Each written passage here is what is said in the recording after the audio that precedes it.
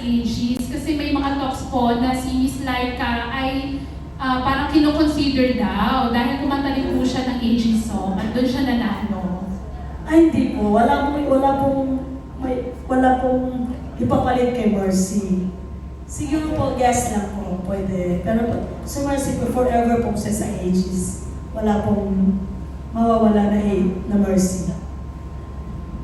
Ayun, at least malinaw. And then, dito po sa mga line-up of guests nyo, sino po dyan yung pinaka-dream nyo na makasama sa concert?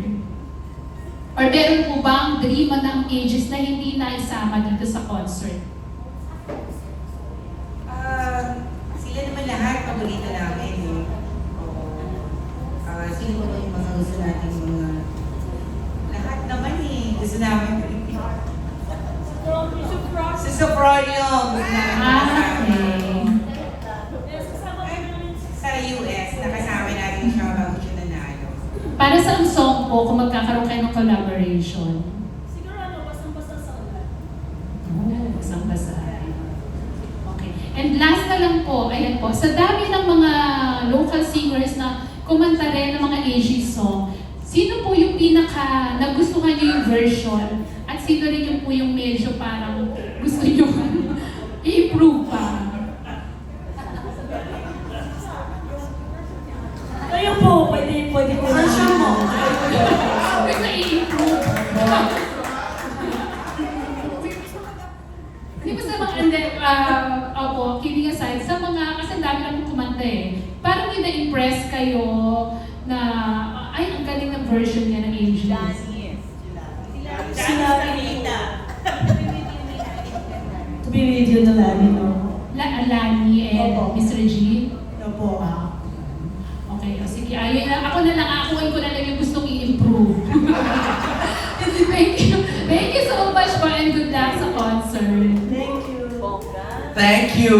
Ayan, di ba? Kakaiba. Hindi lang basta magaling sa pagtatanong ang ating Janice, kung hindi isa rin pala siyang performer. At nakaduet pa, di ba? Full band setup. Maraming salamat po sa inyo. Ang susunod na magtatanong naman, si kumagkaw.com, Kuya John Bueno. Hello po. I'm a big fan of AGs, of course, like any other Filipino there is. Una-una sa lahat, tatanong ko po yung as AGs itself. Kasi parang if somebody mentions the band's name, it's already iconic. Ganun na kaagad siya sa society ng Filipino. No? Parang kasama na kayo sa kultura, kumbaga, ng music per se in the Philippines. How does that parang feel as a band member and as a singer? How does that feel kung binabanggit kayo as an icon? Una, masarap sa pakiramdam. Talagang tinangkilig yung pangalan namin at yung kanta. Iba yung pakiramdam Minsan masasabi ko na, kami ba to? Kasi pagka narinig mo yung ages, sinasabayan na ng kanta.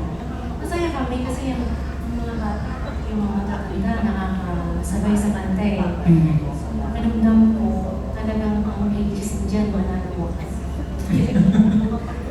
Kaya nagpapasalamat kami sa lahat ng mga taong tumatangkilik kanta namin. Hanggat nandyan sila, nandito rin kami para masayahin sila. Kaya thank you.